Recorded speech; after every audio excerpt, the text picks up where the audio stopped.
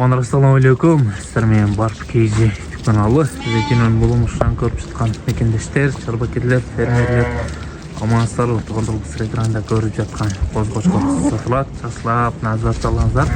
Егерде жаққанымызды келіп жерінен көрсеңіздер болады. Жоғын жолпы келген. Көкірек жақтары дағы жақсы, жүні таза. Құйрықтары дағы өте жақсы, машиналы жақсы. Урықты қозғошқор сатылады. Бастағы жақсы қойылды. Ене тұрауыдағы сол тайлағанын қоросына барады. Тайлағанын қоросынан алынған сол қойылған қозылары десек тағы болады. Белі тегіз, жүні жақсы, құйрығы жақсы, көкірек жағы, құлақ башы сан жақсы. Қозғошқор қызыққандар болса келіп жерінен көріп саудалашып сатыластар.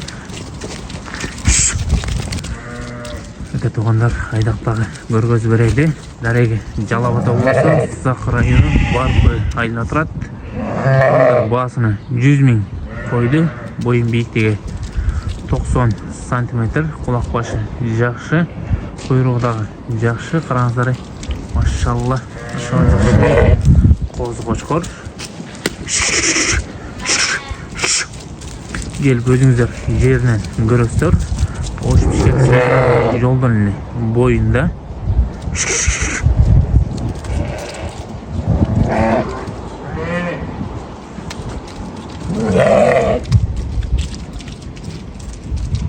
Машалла.